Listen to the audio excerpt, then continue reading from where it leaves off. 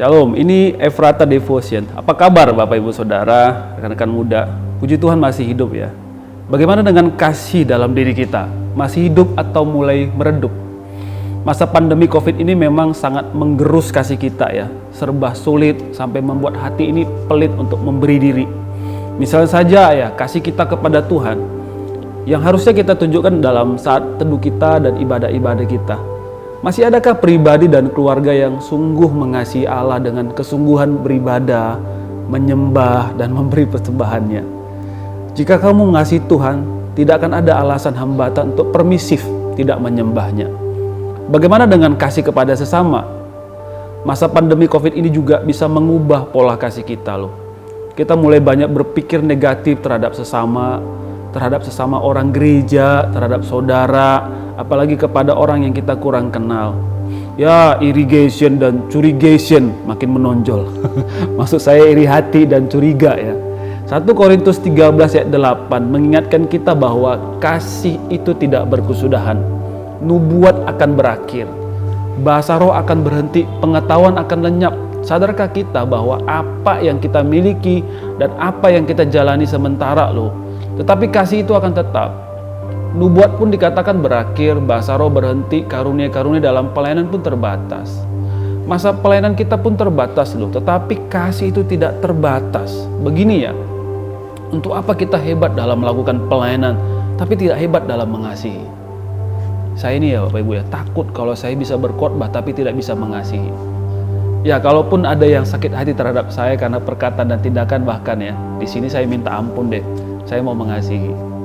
Tetaplah mengasihi. Bukankah Allah menyelesaikan dosa dengan kasih? Meskipun sepertinya berakhir tidak bahagia di salib. Kasih sejati tidak selalu memiliki akhir yang bahagia, tetapi kasih sejati tidak memiliki akhir. Nyalakan kembali yuk kasih Allah Bapa itu di hati kita. Apalagi di masa pandemi COVID ini. Kasihilah keluargamu, karena waktu kamu dengan mereka pun terbatas. Kasihlah rekan sepelayananmu, karena masa pelayanan bersama-sama pun tidak lama. Kasihlah hamba Tuhanmu, gembalamu, mereka pun tidak selamanya bisa melayani di gereja. Selagi bersama-sama, tetaplah saling mengasihi, karena dampaknya kekal, tidak berkesudahan. Kasih itu kekal, karena Allah sendiri adalah kasih. Barang siapa tidak mengasihi, ia tidak mengenal Allah, sebab Allah adalah kasih.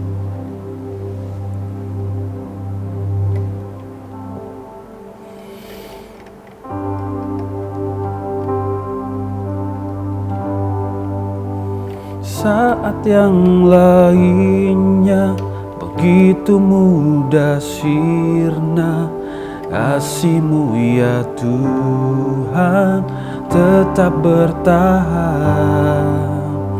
Engkaulah alasan hatiku percaya, kasih masih ada dalam dunia. Kita berdoa, Tuhan, kalau hati kami saat ini sudah mulai redup kasih-Nya, kami mulai benci, kami mulai patah hati, kami mulai luka, kami mohon pengampunan-Mu atas kami. Kami rindu mengalami lagi kasih Allah, kasih Bapa dalam hidup kami, karena kami tahu kasih itu tidak berkesudahan. Tuhan Yesus, ingatkan kami supaya kami mampu untuk mengasihi, apalagi di masa-masa pandemi ini. Di dalam nama Yesus kami telah berdoa. Amin. Pastikan di hati kamu masih ada kasih.